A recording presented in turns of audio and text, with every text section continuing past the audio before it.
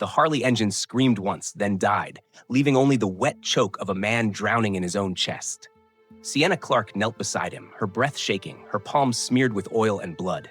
The biker's eyes locked on hers, wide, pleading. He rasped one last word, barely a whisper. "Help," the station attendant shouted, his panic cracking through the speaker. "Don't touch him. Walk away." But Sienna didn't move. Not yet. Not while a stranger's life dangled by a thread. But to understand why this happened, we have to go back. Back to the moment the day began, long before midnight turned a Detroit suburb into a hunting ground. It started 24 hours earlier, when her alarm screamed at 5 a.m., ripping her from a shallow, exhausted sleep. The apartment, her shoebox sanctuary, felt heavy, stale, as if the air itself carried the weight of overdue notices.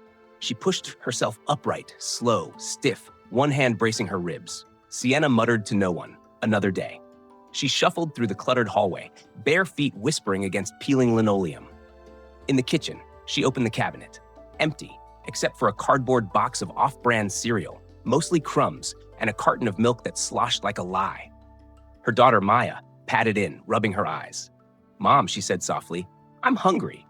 Those words hit harder than any fist Sienna had ever taken. She forced a smile, thin, trembling. "We'll figure it out, baby." But figuring it out meant scraping together whatever dignity she had left. Digging through her purse, her jacket, even the pockets of jeans she hadn't worn in months. When she finally gathered every crumpled bill and fading receipt, she had $8. 8 lonely singles. Enough for dinner, maybe breakfast, but nothing more. And that was why, long after the sun dipped behind the factories, she found herself standing under the buzzing glow of a 7-Eleven sign, clutching those $8 like a prayer. That was when the Harley tore into the lot, weaving, wobbling, its rider slumped sideways. The bike skidded out, metal screamed, flesh followed. He collapsed on the asphalt, a giant brought down by an invisible hand. His fingers clawed at his chest, dragging harsh breaths through clenched teeth. His tattoos, flames and skulls and worn-in road grime couldn't hide what was happening. The man was dying. The attendant yelled again, frantic. "Lady, that's a Hell's Angels patch. You walk away." Sienna didn't. She couldn't. Because in that moment, the world didn't split into criminals and victims or sinners and saints. It split into those who walked away and those who didn't. And she refused to walk away. Maya's bowl sat on the table, nearly empty, the thin milk already separating. Sienna watched her daughter eat, slow, tired, unaware of how close their world was to breaking. Outside, thunder rolled across the Detroit suburbs, low and threatening, like a warning shot from the sky. But to understand why this moment mattered, why every drop of milk counted, we have to go back. Sienna poured the last of the carton into the bowl, tapping in a little water, letting it swirl until it looked full. A quiet trick, one she'd perfected over the last year. Maya stood in the doorway, clutching her worn-out teddy bear. "Morning, Mommy," Sienna whispered. "Morning, baby girl," and kissed her forehead. She pushed the bowl toward her daughter. She didn't make one for herself. Mothers like Sienna survived on coffee and nerves. The truth was brutal. She worked 2 jobs, barely slept, and walked everywhere because her old sedan, born sometime around the Bush years, finally gave up 3 weeks earlier. Now, every day meant miles on torn sneakers, the left sole ripped open, cold water flooding in whenever she hit a puddle. Rent was due in 3 days. She was short $150. Her landlord, shark eyes, smile like a threat, had already slapped a pay or quit notice on the door. Maya's inhaler was gasping on its last breaths, a $60 refill that might as well have been a fortune. But Sienna didn't complain. Couldn't. Her grandmother's voice echoed in every step she took. Kindness is the currency of the poor, baby. Costs nothing, saves everything. So she suited up for war, kissed Maya goodbye, walked her to the neighbors, the elderly woman who watched her for cheap, then headed out into the morning heat. At the laundromat, the machines roared like tired engines. For 8 long hours, she folded strangers' clothes, jeans that cost more than her weekly pay, soft blankets she'd never own, crisp dress shirts still warm from the dryer. Her hands moved fast, practiced, mechanical, autopilot. Anything to keep from screaming. The silence shattered first. A wet, choking rasp echoed across the empty lot, rolling under the neon lights like a warning. Sienna stepped out of the restroom, stopped cold, and stared. A massive biker, 6'3" easy, slumped against a chrome monster of a Harley. His hands clawed at his chest. His breath hitched, broke, then rattled again. For a split second, he locked eyes with her, desperate, afraid, and the world held its breath. But to understand why this moment would change her life, we have to go back. Earlier that afternoon, at 2 p.m., Sienna clocked out of the laundromat and headed straight for the diner. Her shift didn't start until 3, but the place had air conditioning and, more importantly, free coffee. Linda, the lifer waitress with a voice like sandpaper, slid into the booth across from her. Linda muttered, "You look like hell, honey." Sienna forced a tired smile. "I'm always tired, Lynn." Linda shook her head, slow, sad. "You're working yourself into an early grave for that girl." "She's worth it," Sienna whispered. "I know she is," Linda said, patting her hand with that tough leathered palm. "But you can't pour from an empty cup." Sienna nodded. They both knew the truth. Women like them didn't get full cups. The night shift blurred. Truckers barking for refills, teenagers sulking in corners, fryer grease hanging thick in the air. Sienna hustled hard, flashing practiced smiles, collecting whatever tips strangers scraped together. By 10 p.m., she was in the back counting the haul. Her hands shook. Exhaustion, caffeine, the endless math of survival. $23 in tips. Add the $8.47 from yesterday. Total, $31.47. She needed $23 for the rent pile. That left $8.47. Breakfast. Maybe a cheap dinner. Bus fare? Impossible. She folded the bills like sacred scripture and tucked them deep into her pocket before stepping into the night. The 2-mile walk home was darker than usual, the city's dying streetlights flickering overhead. Her shoes scraped against the concrete, that hole in the sole letting in every cold gust. She cut through the gas station lot, 10 minutes saved, and she desperately needed a restroom. Inside, she splashed cold water on her face and whispered to the mirror, "Just keep going. One more day." Then she stepped outside. The neon buzzed like angry hornets. The air felt tight, charged. That's when she heard it again, a wet, guttural sound, like something inside a man tearing loose. Under pump number 4, the Harley glowed under the flickering canopy, and beside it stood the giant, bearded, leather-clad, unmistakably dangerous. The Hells Angels rocker on his back gleamed like a threat, and he was dying right in front of her. His body hit the pavement hard, the thud rolling across the empty lot like a warning shot. The biker's fingers dug into his vest, clawing at his chest as if he could tear the pain out with his bare hands. His breath hitched, broke, then slipped into a terrifying silence. Sienna froze, 8 crumpled dollars clutched tight in her fist. The attendant kept shouting at her to run. Her instincts screamed the same thing. Run. Now. But the biker's eyes found hers, wild, terrified, pleading. No swagger, no menace. Just a man realizing he was about to die alone on a filthy Detroit sidewalk. The adrenaline hit fast, cold, electric. She looked at the money. She looked at him. 10 seconds. That was all it took for fate to rearrange her entire life. She stepped forward. Under the flickering halogen lights, the death's head patch on his back seemed to grin at her, mocking the choice she was making. In this city, kids learned the street hierarchy before their ABCs, and the Hells Angels sat at the top. Touching one meant consequences, heavy ones, but the giant convulsed again, his hands scraping at the air like he was drowning without water. His face twisted, blue creeping into his lips. Sienna shouted, "Hey, call 911! He's not breathing!" The attendant cracked the booth door open just enough to blow smoke into the night. "Lady, are you out of your mind? That's a patch holder. You don't touch him. He's probably just oding. Let the trash take itself out." Sienna screamed back, "He's having a heart attack! Look at him! He's blue!" "Not my problem," the attendant muttered, shutting himself behind the glass again. "And if you're smart, it ain't yours either." The store door slammed. An older man stepped out, seed cap low, bag of pork rinds in hand. He looked at the biker, then at Sienna, and walked straight toward her. His boots crunched loud in the gravel. He gripped her arm, not rough but deliberate, possessive. "Miss, listen to me," he said, voice low, steady. "Walk away. You got a kid?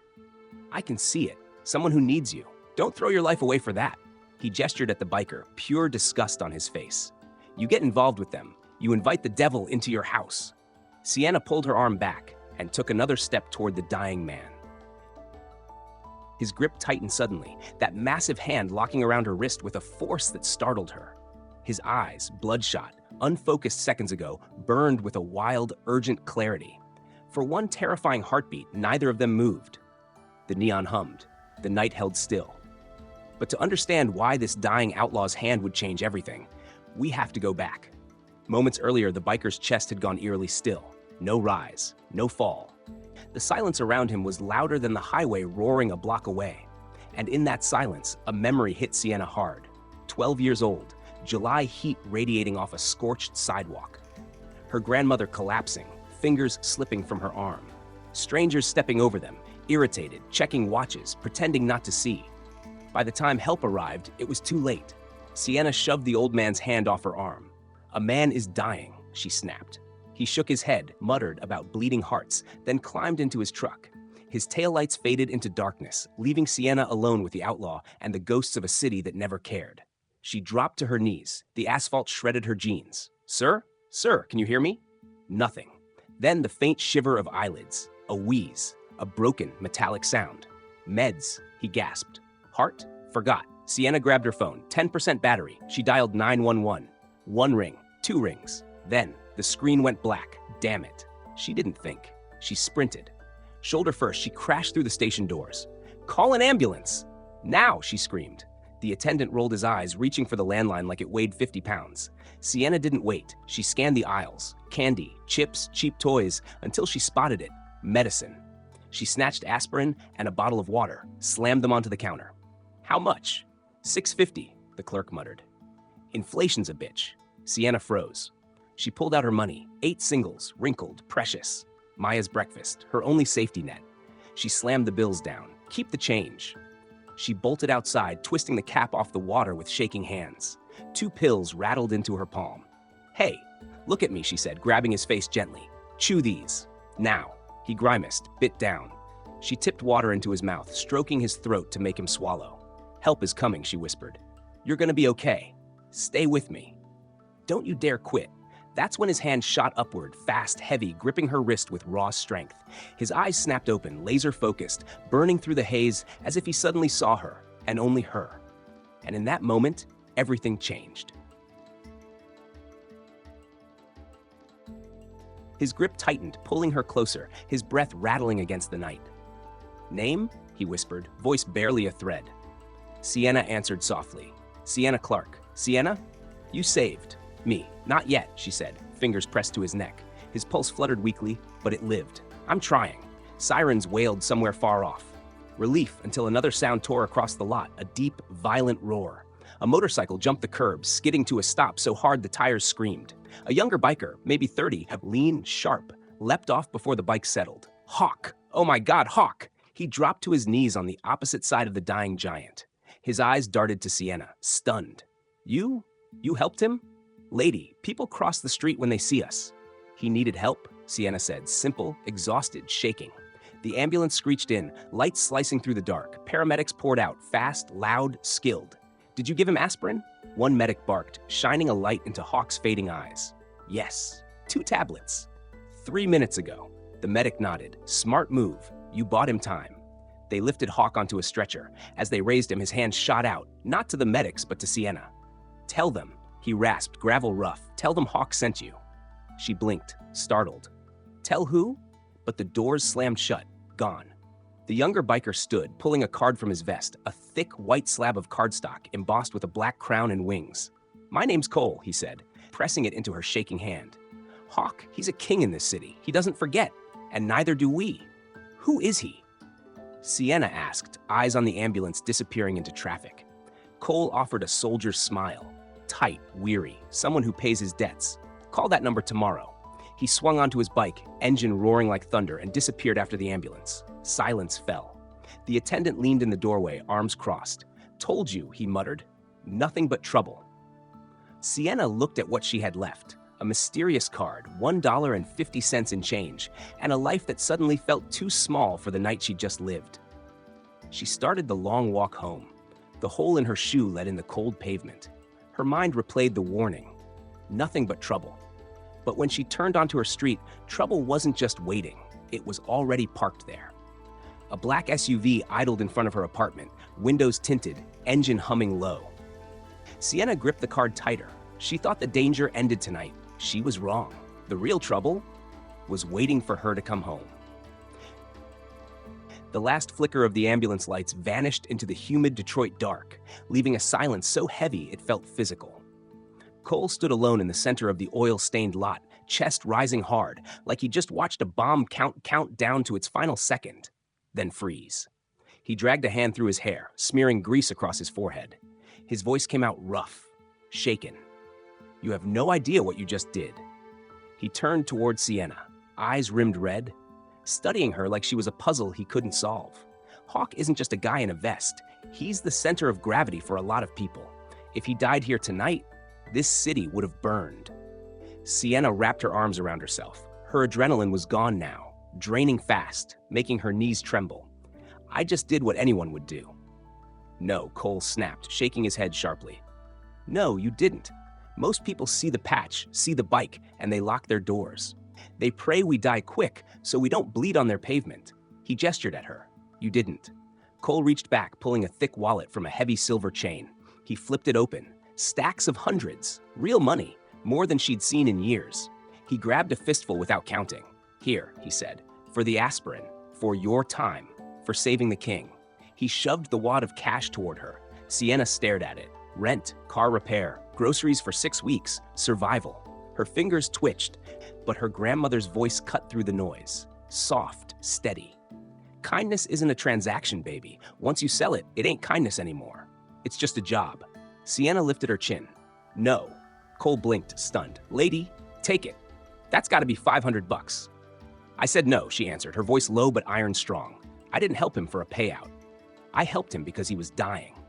Cole's hand lowered slowly. His eyes drifted down to her battered sneakers, the hole in the sole wide enough to swallow the streetlight. He saw the exhaustion carved into her face, the weight she carried, the poverty she couldn't hide, and she was still saying no. He looked at her like she wasn't just unusual. He looked at her like she was impossible. The monitors beeped wildly, lights flashing across stainless steel walls, and in the center of it all, Hawk's eyes snapped open. He tore his mask down, breath rasping, voice rolling out like distant thunder. Where is she? But to understand why a dying king of Detroit was asking about a laundromat mother, we have to go back. When Cole looked at Sienna, something like awe flickered across his face. "You're a rare breed, Sienna Clark," he whispered. He tucked the cash away, jaw tightening with purpose. Then he pulled out the white card again, the crown with wings gleaming under the streetlights. Cole pressed it into her hand. "Hawk is a man of honor. He pays his debts. All of them. Call this number tomorrow afternoon. Please, don't make me tell him I failed to get you connected." "I'll think about it," she said, already planning to dump it in the nearest trash can. "Don't think," Cole replied, swinging onto his bike. "Just call." The engine roared alive, shattering the night, and he peeled out, tire smoke twisting behind him as he chased the ambulance into the darkness. And then Sienna was alone again. She stared at the card, then shoved it deep into her pocket beside $1.50. The reality hit her like a punch. She'd spent the last of their money. Maya's breakfast was gone. She started the long walk home. Detroit loomed heavy, every shadow stretching too far, every sound too sharp. By the time she reached her street, her feet were numb. The black SUV she'd seen earlier was still there, engine idling. But as she approached, the window rolled up and the vehicle glided away without a sound. Predatory. Watching. Waiting. Fear crawled across her skin. Inside, she locked the deadbolt with shaking fingers. Mrs. Lane was asleep on the couch, gray hair glowing under the lamp. "I'm home," Sienna whispered. Mrs. Lane blinked awake. "Child, you look like you've seen a ghost." "Something like that," Sienna murmured. After the neighbor left, Sienna crept into the bedroom. Maya slept curled into a small, warm shape, breathing softly. Sienna brushed a strand of hair from her daughter's cheek. "I spent your breakfast to save a stranger," she thought, guilt twisting hard. In the kitchen, she set the $1.50 beside the white card, her entire net worth. Tomorrow, she'd serve half a banana and tap water again. She opened her battered notebook, her gratitude journal, and wrote, hand trembling. 1. Maya is safe and warm. 2. I stood up for someone who couldn't stand up for himself. 3. The sun will rise tomorrow, whether I'm ready or not.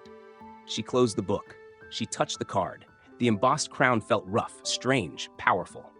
"Who are you people?" she whispered.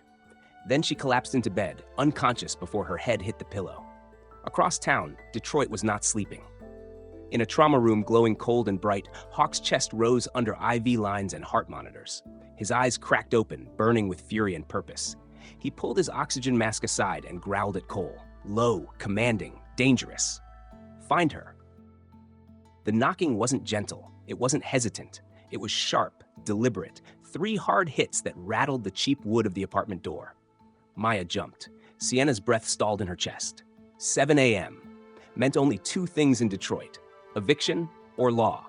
But to understand why that knock would change everything, we have to go back. Across town, in the cold glow of Detroit General, Hawk lay strapped to machines but looked anything but fragile. He looked like a general forced to sit still while planning a war. "Did you get her name?" he asked. "Yeah, boss," Cole answered. "Sienna, and I know where she lives." A dangerous light sparked in Hawk's eyes. "Make the call," he growled. "Wake everyone up. I want the whole chapter at her door by sunrise." "Boss?" Cole hesitated. That's a lot of heat." Hawk stared at the ceiling, replaying her face, those tired eyes, those steady hands, the woman who gave everything for a stranger. "She gave me everything she had," Hawk said. "Now we give her everything we have." Cole nodded, dialing.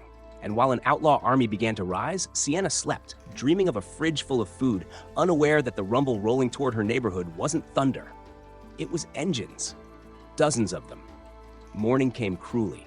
Her 5 a.m. alarm didn't sound like a wake-up call. It sounded like a loss, a warning, a bill coming due. Sienna dragged herself from the sheets, every muscle aching from yesterday's double shift. She drifted through the apartment like a ghost, each floorboard complaining under the weight of her exhaustion. In the kitchen, she opened the cabinet. 1 banana, brown spotted, half a sleeve of saltines. Nothing else. She stood there, doing the brutal arithmetic automatically. If she ate, Maya wouldn't have enough. If she didn't eat, she'd faint before noon. Mothers don't eat until the cubs are full. She sliced the banana with precision, arranged the crackers into a smiley face, poverty dressed up as optimism. Maya shuffled in. "Morning, Mommy? What's for breakfast?" "Continental special, baby," Sienna chirped, too bright. "Banana supreme. Crackers. Your favorite." Maya sat, legs swinging, not complaining, never questioning why breakfast never looked like other kids' breakfasts. She just ate, and every bite felt like it carved deeper into Sienna's chest. Sienna sipped tap water, ignoring the clawing hunger in her own stomach, ignoring the other truth. She had $0 to her name until tonight's tips. Knock, knock, knock. Her body tensed. Early morning knocks were never good. Landlord, police, threat. She stood, and from the other side of the door, the floor trembled. A vibration, low, rhythmic. Engines, many engines, the kind that didn't idle softly, the kind that announced an army. She turned the card over in her hand, the embossed crown catching the dull morning light.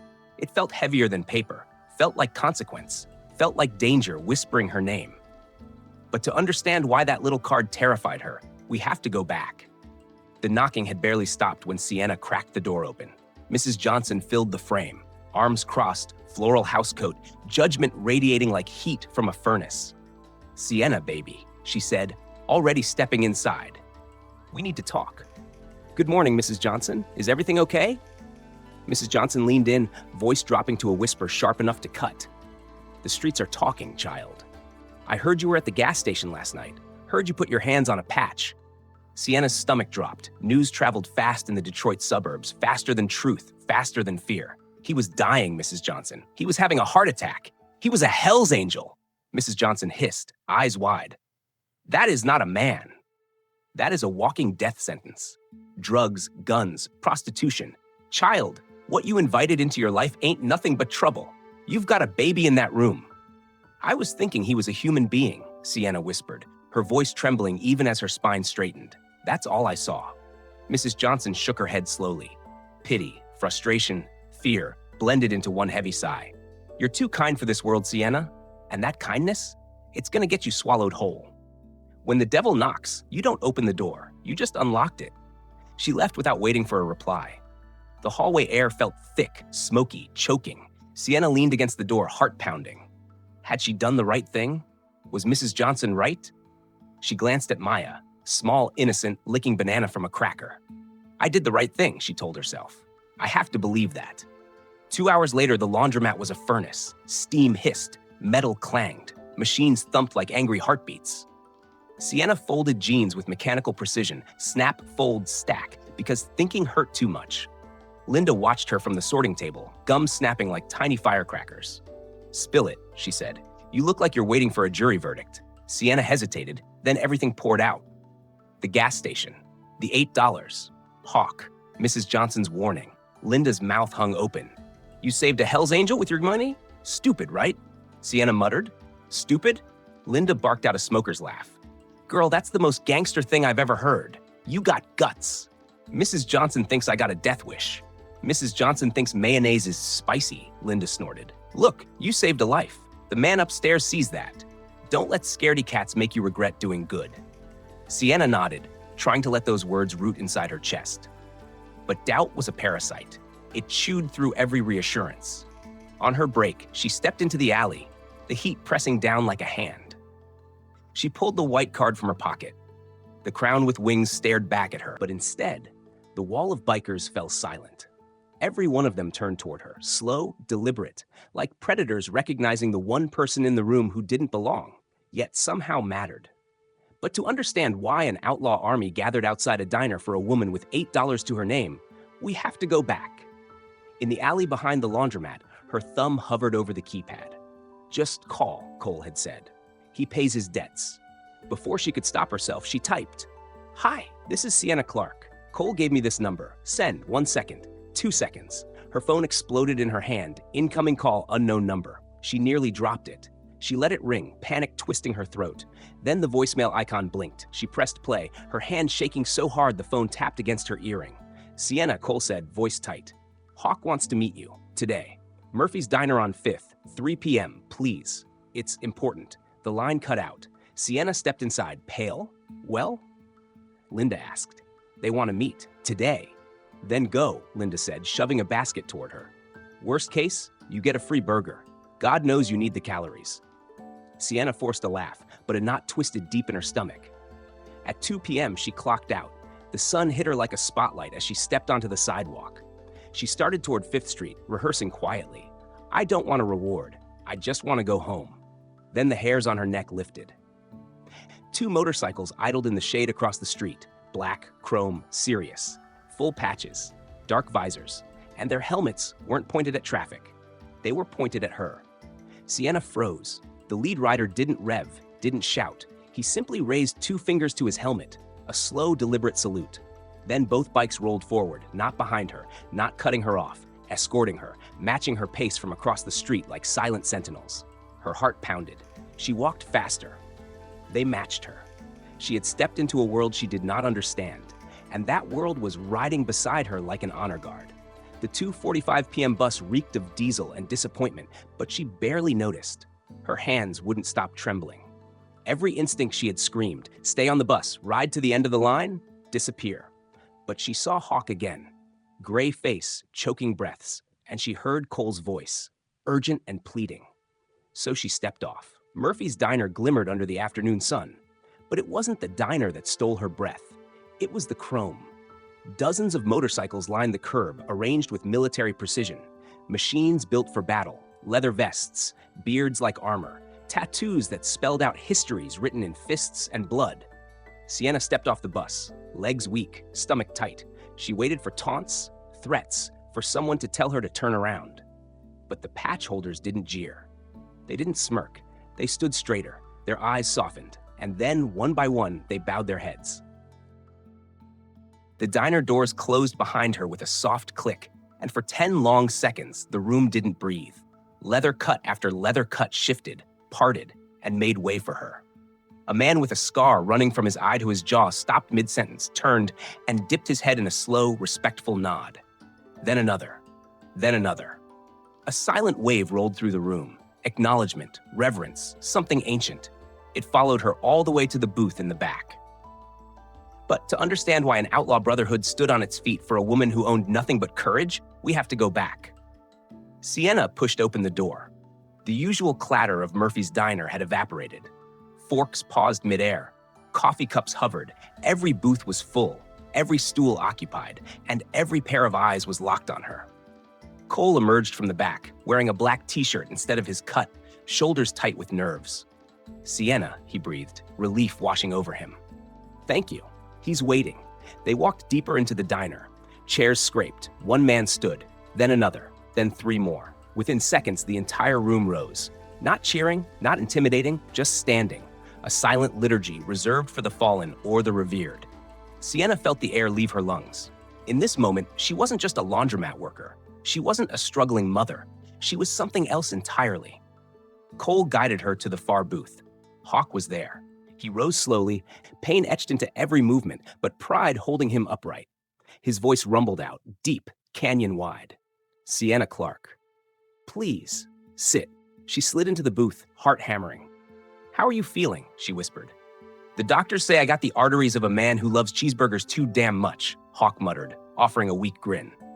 "But they also say, if you hadn't shoved those aspirin down my throat, I'd be in a drawer right now. I owe you a debt I can't pay with money." "It wasn't about the money," Sienna murmured. "I know," Hawk said softly. "Cole told me you refused the cash. That's why we're here." He reached into his vest and pulled out an old photograph, edges worn white. He slid it across the table. A young Hawk, a beautiful woman, and a little girl with missing front teeth and star-bright eyes. "That was my daughter," Hawk said, voice cracking. "Her name was Lily." Sienna looked up. "Was?" "Leukemia," he whispered. 7 years old. We didn't have insurance. Didn't have the money. We begged, we stole, we hustled. But this country doesn't treat sickness, it bills it. By the time we scraped enough together, it was too late." Sienna swallowed hard. Every mother in her neighborhood lived with that same fear. The fear that poverty could kill your child. Engines thundered so loud the ground shook under her feet. A river of chrome filled the entire street. Hundreds of motorcycles, parked 4 deep, stretching from one corner to the other like an invading army. Neighbors screamed, phones rang, children cried, and at the center of it all, every biker stood facing her door. But to understand why an entire outlaw chapter showed up at 7 a.m., for a woman with nothing, we have to go back. Inside Murphy's diner, Sienna stared at Hawk, fear flickering behind her eyes. "What do you mean?" she whispered. "What's going to happen?" Hawk only gave her a sad, knowing smile, the smile of a man who'd buried too much. He rose slowly, dropped a crisp $100 bill for coffee he never touched, and nodded to Cole. "You'll see," was all he said. Then he was gone, and the silence he left behind was suffocating. When she got home, her block was alive, but not in celebration. More like a hive someone had struck with a stick. Mrs. Johnson stood on her porch, arms folded so tight they cut into her floral sleeves. Mr. Rodriguez hovered beside her, jaw tight. Curtains twitched. Doors slammed. "I saw you get off that bus," Mrs. Johnson called, sharp as broken glass. "Heard about your lunch date. You mixed up with the angels now, Sienna? Bringing darkness to our doorstep? It's not what you think," Sienna said, exhaustion dragging on her words. "It's exactly what I think," Mr. Rodriguez shouted, stepping off the porch. "We got kids here. You invite them in, you invite bullets." A young mother swept her toddler past, whispering loud enough for the whole block. "I'm keeping my kids inside tomorrow." The judgment pressed in on her from every direction, a physical weight. By the time she locked her apartment door, her breath was shallow, her chest tight. She pulled Maya into her arms, holding her like a shield, or maybe like a lifeline. "Did I make a mistake?" she whispered into the darkness. Sleep never really came. The answer arrived at 7 a.m. It began with a tremor. The coffee cup rattled, the windows buzzed, the floorboards vibrated like something massive was crawling up the street. Then the roar hit, deep, guttural, endless. Sienna ripped open the curtain. Oh my God. Her forgotten street with its potholes and sagging fences was unrecognizable. A black tide of motorcycles filled it end to end, hundreds of them. Engines idling like beasts, chrome flashing. Leather vests glinting with patches that carried weight. Then, all at once, the engines cut. Silence slammed down, heavy, expectant. "Mommy?" Maya whispered, clutching her teddy bear. "Why are there so many loud cars?" Sienna threw on a robe and engines cooling in the morning air, neighbors shouting, a crate full of cash blazing in the sun, and Sienna Clark collapsing to her knees as an outlaw king stepped forward with a set of keys that could change her entire life. But to understand why Detroit froze on 4th Street that morning, We have to go back. Fear hit first. Sharp, bitter. The crowd of neighbors turned feral in seconds. Fear always makes people ugly.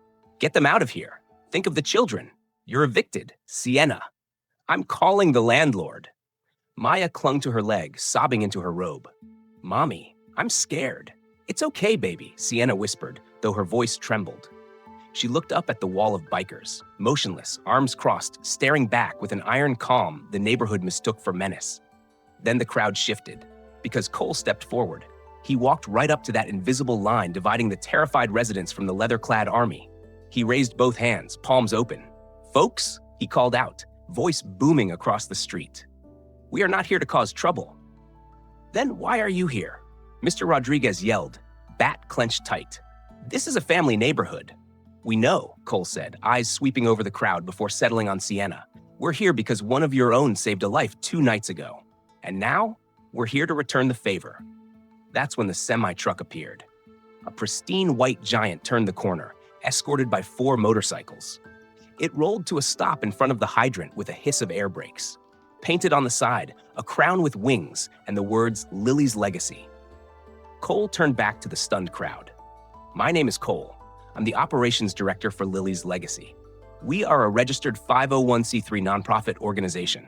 Silence slammed down like a hammer. Hawk, the man Sienna saved, founded this charity 20 years ago after he lost his daughter to leukemia because he couldn't pay the bills. Cole continued, voice cracking. For 2 decades, we've been the safety net for families who fall straight through the cracks. He nodded at the truck. The back doors opened with a metallic thunderclap. Inside were boxes, dozens, stacked to the ceiling, no weapons, no drugs, just crates. Sienna Clark gave her last $8 to a stranger, Cole said, turning directly to Mrs. Johnson, whose phone sagged uselessly in her hand. She emptied her pockets for us. So today, we're emptying the truck for her. Cole turned back to Sienna, a grin finally breaking across his face. Sienna, do you know how to drive? Because you're gonna need a bigger car to haul all this home. She blinked, stunned. Groceries, she thought. Maybe diapers. Maybe some help with rent. She was wrong. Hawk stepped out of the passenger side of the semi, moving slow but steady. He held a set of keys, not to a car. Something bigger. Open the first box, Cole, Hawk said. Cole tore the tape, tilted the crate forward. Sunlight hit the contents, and the entire neighborhood gasped. It wasn't food. It wasn't supplies. It was cash. Stacks and stacks of banded bills. We passed the hat around the chapter this morning, Hawk said, his voice ringing clear across the block. But this is just... Hawk unfolded the second sheet with slow, deliberate care, paper whispering in the stunned morning air. The crowd leaned in. Sienna's pulse hammered so loud it drowned out the world. Whatever was written on that page, it wasn't small. It wasn't simple. It was life-changing. But to understand how a broke laundromat worker ended up holding more money than she'd seen in her entire life, we have to go back. Cole stood beside the open crate, his voice steady, carrying across the block. We raise money, we build homes, we pay the bills that keep people up at night. Mr. Rodriguez, who only seconds earlier had gripped a baseball bat like it was a weapon of war, went slack. His face drained to paper white. He stared at the Crown with Wings logo, then at Cole. Lily's Legacy? You helped Miguel? Cole nodded. Miguel Rodriguez, Marine Corps, 2nd Battalion. Came home with shrapnel in his leg and PTSD the VA wouldn't cover. We paid for his therapy, paid for his ramp. A shockwave rolled through the crowd. A woman from the 3rd floor stepped forward, hand shaking over her mouth. My son. The heart surgery at Detroit General. The donor was anonymous. That was you? We don't do it for the credit, ma'am, Cole said softly. Another voice, old, trembling. You saved my grandmother's house from foreclosure. The bank was coming Tuesday. The check cleared Monday. The street didn't just quiet, it transformed. Fear dissolved, hatred evaporated, every stereotype, every wall, every whisper of suspicion cracked like thin ice. Mrs. Johnson lowered her phone, her hand covered her mouth. Lord have mercy. We judged you wrong. We judged you all so wrong. Hawk stepped forward. He moved slow with the weight of old injuries, but the moment he appeared, the crowd parted instinctively. He didn't glare. He didn't swagger. He simply looked at them like a man who had seen too much and understood even more. I get it, Hawk said, voice gravelly, calm. You saw the cuts, the bikes, the ink. and you got scared. In this city, fear keeps you alive. Then he pointed straight at Sienna. But that woman, she didn't see any of that. She saw a man dying on dirty asphalt. She looked past the leather, past the reputation. She used her last $8, her daughter's breakfast money, to buy me a second chance. Silence snapped over the street. Total. Absolute. She didn't know who I was, Hawk said, voice cracking. And I didn't care. That is the world I'm trying to build. A world where we see people, not stereotypes. Mr. Williams, the elder who'd lived there since the riots of '67, stepped forward, eyes wet. I judged you by your jacket, son, not your heart. I was wrong. Hawk took his hand, gripping it tight. We all make mistakes, sir. It's how we fix them that matters. Neighbors moved in one by one, hands extended. Apologies whispered.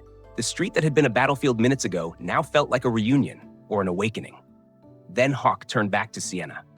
You gave me a second chance, Sienna, he said, pulling an envelope from his vest. Now, let me give you one. The roar of engines faded.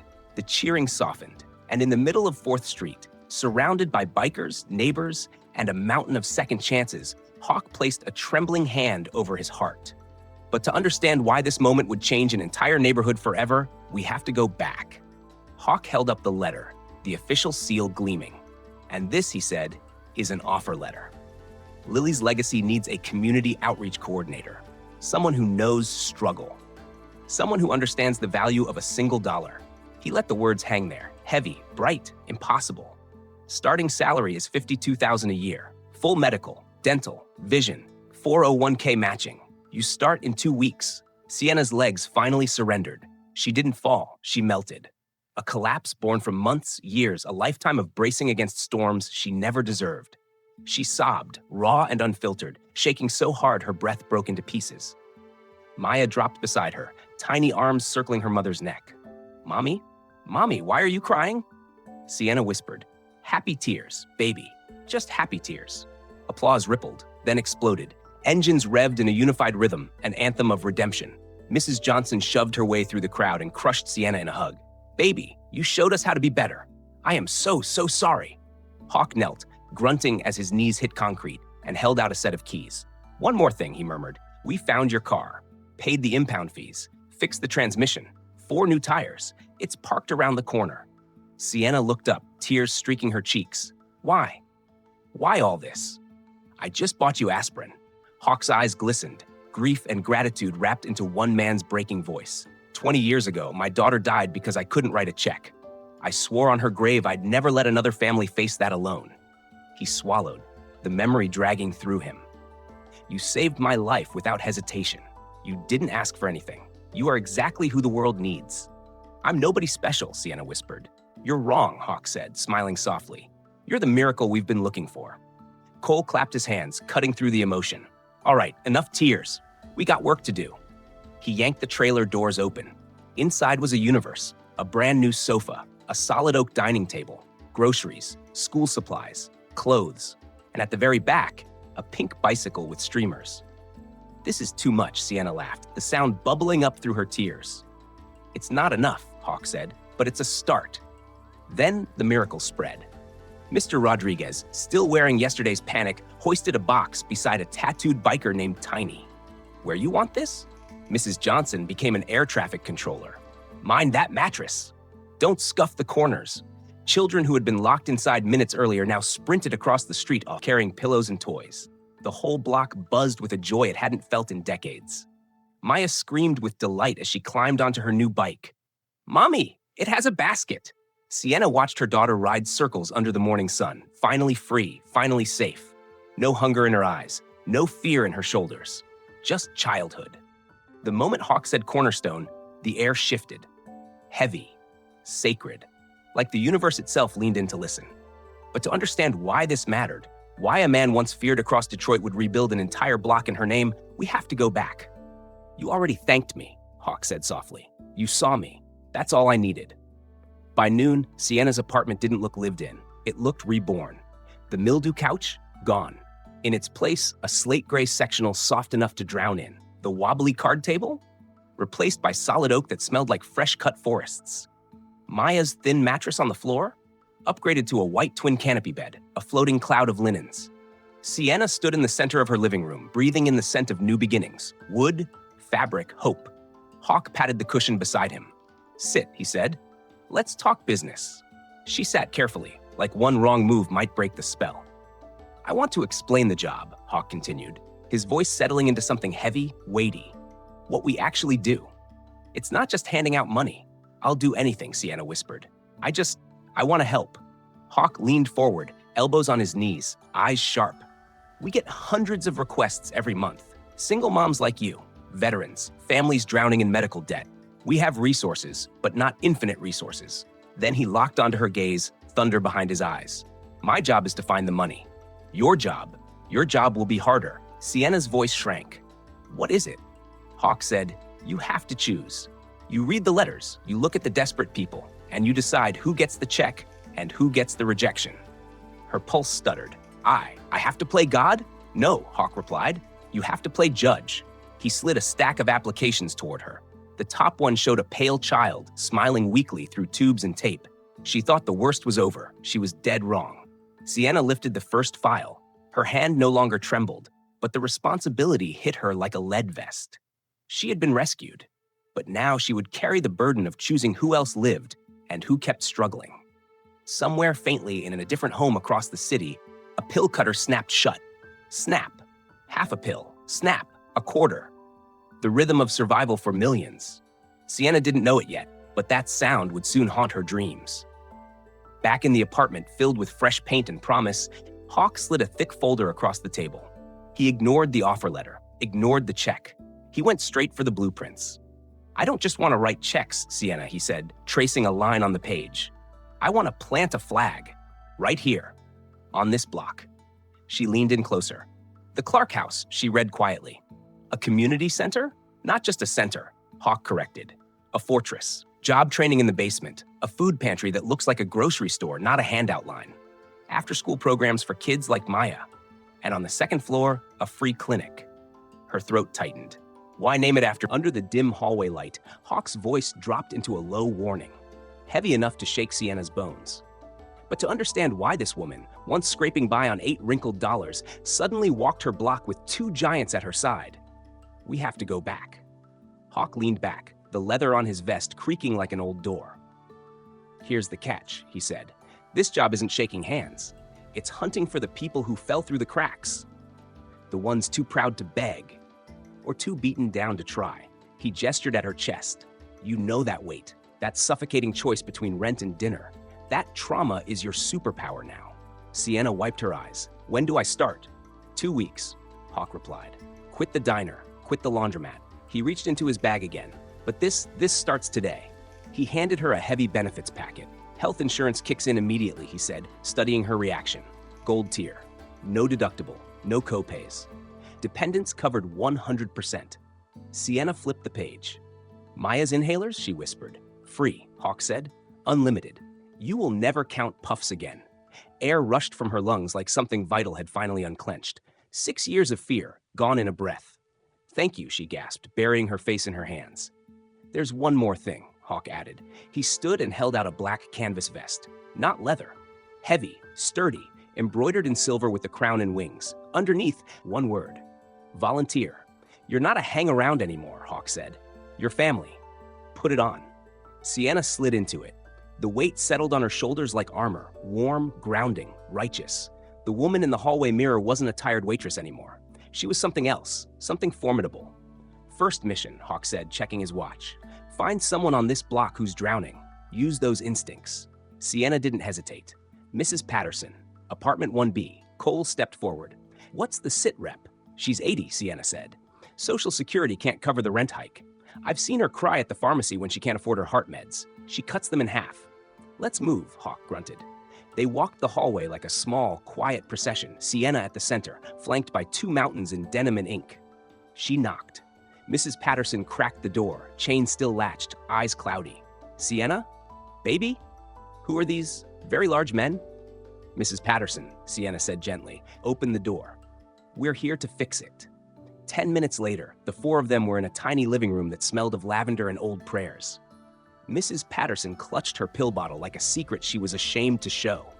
"I take 1 pill every 2 days now," she whispered. "If I stay real still, my heart doesn't work so hard." Hawk didn't lecture. He didn't sigh. He just pulled out his phone.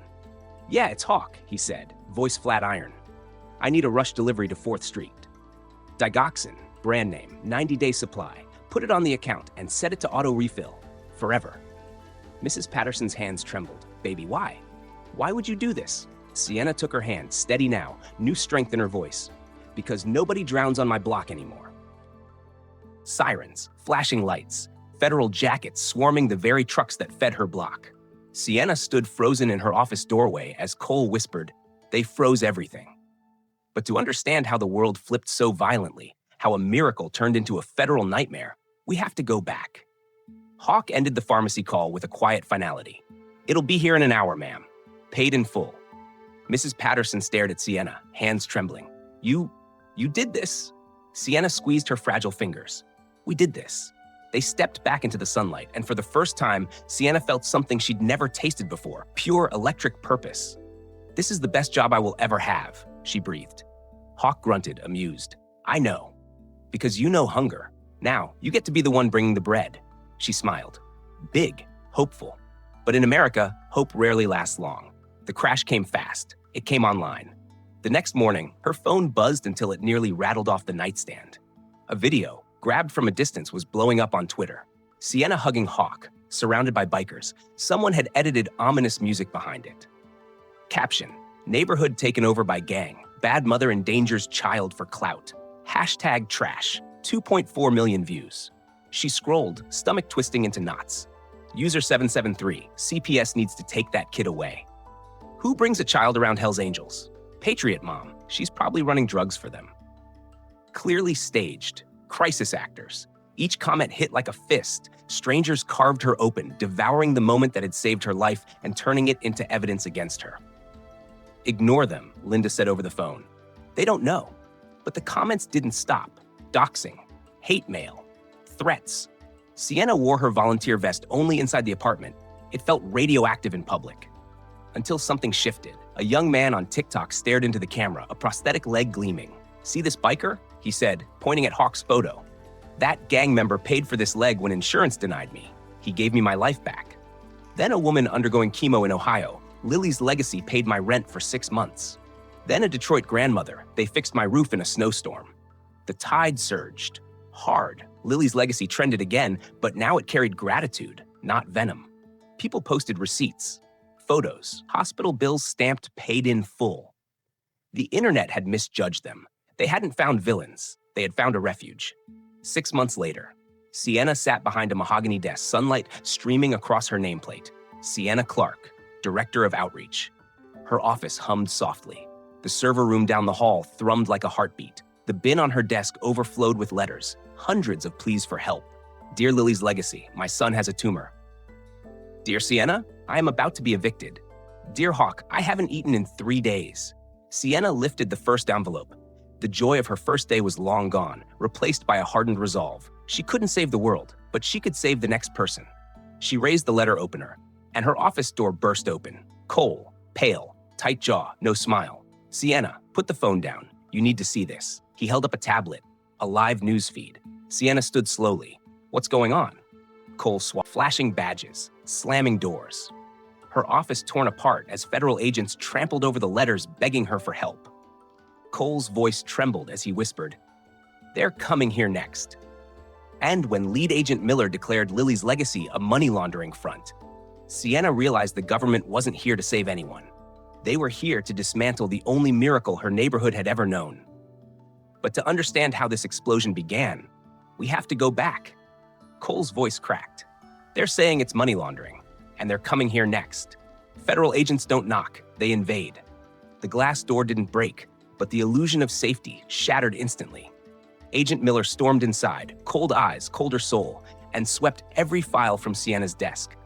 Letters fluttered across the floor, desperate pleas landing under boot heels. "We're seizing the servers," Miller droned. "Freezing the assets. Every dime. This charity smells like a wash cycle for cartel money." Sienna rose slowly, legs heavy, heart pounding, hands steady. She picked up a crushed manila folder. A footprint smeared its surface. "You're hunting crimes, Agent Miller," she said quietly. But inside these files, you're only going to find miracles. She opened the folder and slapped it onto the desk. Look at it.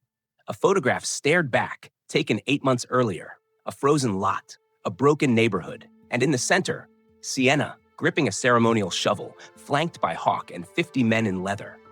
That was a trash heap, she said, voice thick. A graveyard for drug deals. We turned it into the Clark house. She remembered a reporter asking how it felt to have a building named after her. She remembered whispering, "It's not about me, it's about choosing kindness over fear." Miller didn't blink. Construction costs are an easy way to bury cash. Sienna grabbed another file. And Marcus? Is he buried cash? She pushed his profile toward Miller. Marcus Washington, 32, Marine Corps, sleeping in his sedan when we found him.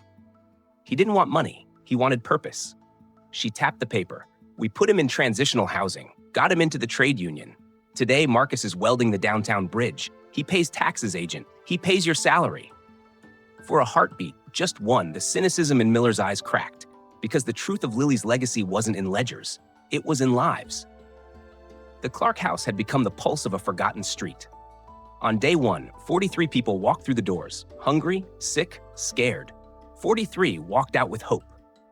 There was Rosa, the mother whose daughter's arrhythmia was caught seconds before tragedy. There was Mr. Williams, saved from eviction by one check written minutes before the sheriff's knock.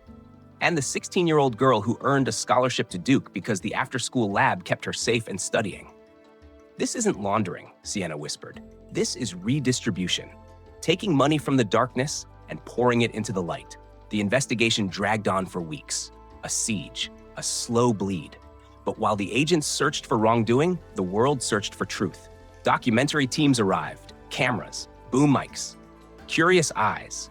They didn't care about audits, they cared about the movement. They sat Sienna in a packed hall, balloons trembling overhead, the roar of applause shaking the windows, and in the middle of it, Sienna Clark, smiling as her daughter clung to her waist. But then Cole burst through the crowd, eyes wide, breath sharp. He grabbed Hawk, whispered something, and Hawk's face went white. Not fear, not shock, pure panic.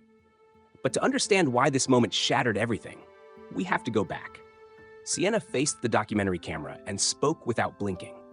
"A year ago, I had $8 in a choice. I could walk away and feed my daughter, or I could stop and help a dying stranger. I chose to help. And that choice saved both of us." The currency of kindness dropped on a Tuesday. By Friday, it had 5 million views. The public didn't just shift, it detonated. The IRS phone lines flooded. People demanded answers, demanded mercy. And when investigators tracked every transaction, every penny, the so-called money laundering case collapsed under the weight of receipts, medical invoices, and rent statements. The yellow tape came down. Sienna drove back to where it all began. The gas station lights still hummed like angry insects. She tightened a brass plaque into the wall beside the air pump. Here, a small act of kindness changed everything. The attendant stepped out, the same man who once screamed at her to let Hawk die. "I remember you," he muttered, eyes down. "I told you he was trash." "I remember," Sienna said gently. "I was wrong," he whispered. "I've seen what you built. I'm sorry." "We all learn," Sienna smiled. "That's what matters." She walked away, not the broke mother counting pennies, but a woman forged by fire and mercy. 1 year later, the Clark House anniversary looked like a coronation. Veterans laughing with teenagers, bikers beside grandmothers, a crowd stitched together from lives once unraveling. Maya in the front row, glowing. Sienna stepped to the podium. The applause was overwhelming. A year ago, she said, "I spent my last $8 on a stranger. I didn't know him. I didn't care. He needed help." Thunderous cheers. "I was scared," she admitted, terrified. "But I learned something. Safety isn't a full bank account. Safety is knowing if you fall, someone will be there to catch you." The room exploded. It felt final, victorious. She hugged Maya, stepped off the stage, and saw Cole shoving through bodies, pale, wild-eyed. He reached Hawk first, whispered something. Hawk stiffened, his jaw clenched, his skin turned the color of ash. Sienna forced her way to them. "What happened? Is it the IRS again?" Hawk shook his head, voice dropping into a dangerous growl. "No, the IRS was a distraction, a way to get our financial records into the public record." Then he looked her dead in the eye. And that's when Sienna realized something far bigger was coming. A burst of applause, A shining stage, Sienna holding Maya, bathed in gold, and then Cole forcing his way through the crowd, face drained of blood, Hawk turning toward her, eyes full of terror. Not worry, not caution, panic. But to understand why this moment shattered her world, we have to go back. What do you mean? Sienna whispered. Cole lifted his phone. His hand shook. A breaking headline glared across the screen. Cartel leader El Santo implicated in Detroit charity scheme. Federal witness list leaked.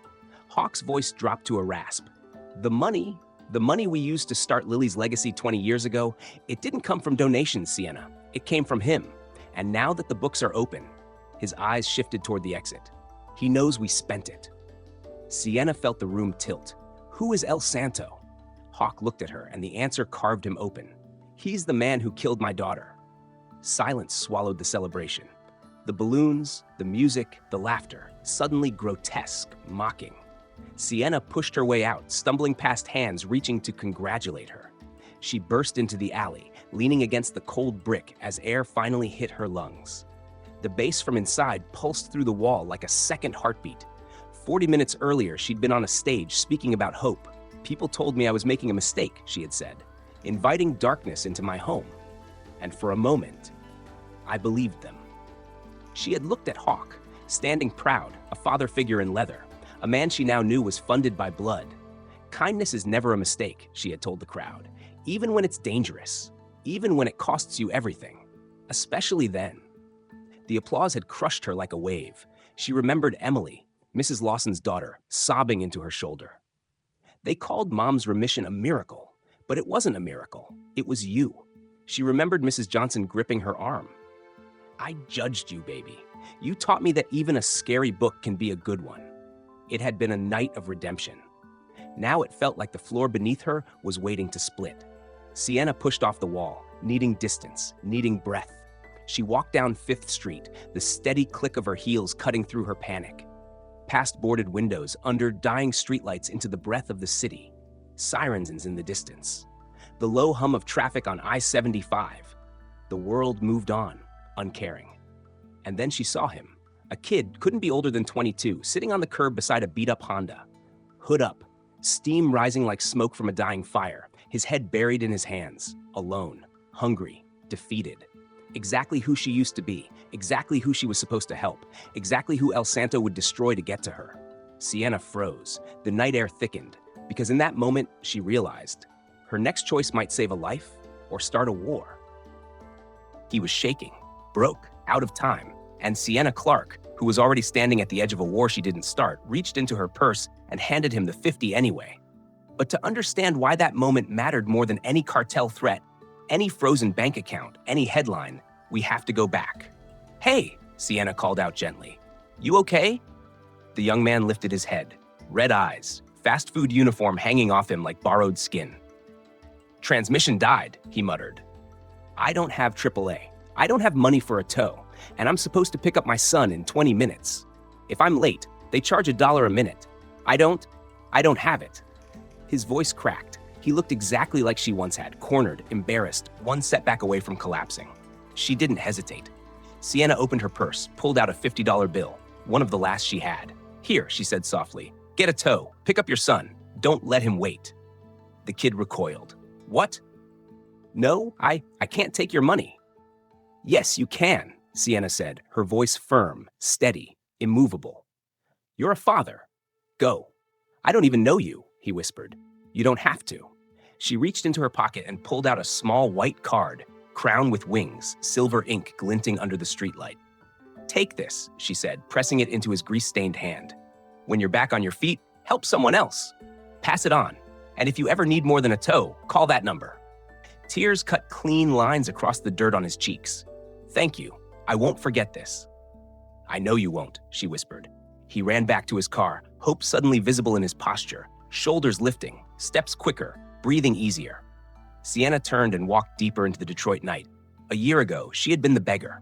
Tonight, she was the lifeline. Kindness, real kindness, doesn't die. It replicates. It spreads. It becomes a virus stronger than any cartel, louder than any investigation, more relentless than fear itself. And somewhere, in the quiet corners of the world, she felt Lily watching. Hawk's daughter, the little girl who never got her miracle. Sienna inhaled, bracing for whatever tomorrow would bring, because war was coming. But so was she. Sienna Clark's story started with $8 and a choice. She could have walked away. She could have listened to fear. She could have protected herself. She didn't. She saw a human being, and she acted. Now the verdict shifts to you, the silent jury listening in the dark. Who can you help today? Who is sitting on a curb in your world, waiting for a miracle that costs you nothing but a moment?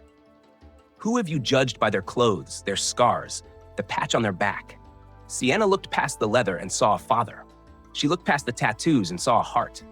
The world is loud and quick to condemn. But if this story stirred something in you, don't let it fade. Act. Be the variable that changes the equation. Be the reason someone gets one more chance. Be the light that pushes the darkness back. Now, go be someone's Sienna.